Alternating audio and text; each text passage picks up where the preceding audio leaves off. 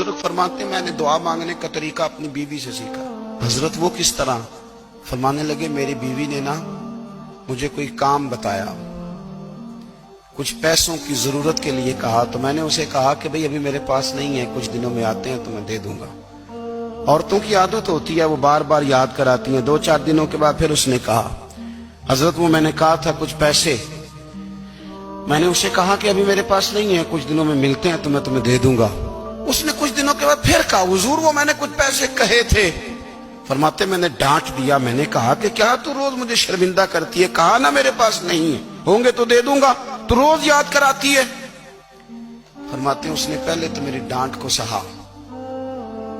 फिर मेरे सख्त जुमलों ने उसकी आंखों में आंसू पैदा कर दिए, फिर उसने अपने आंचल में अपने उस दुख को समेटा और फिर उसने एक जुमला कहा तो मैं रो पड़ा और मुझे अपने रब से मांगने का तरीका आ गया।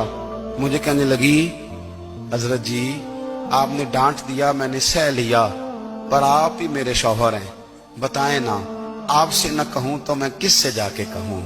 फरमाते हैं मैं रो पड़ा और मैं खुल के रोया और मैं तड़प के रोया और फिर मेरी सिसकियां बंद गईं।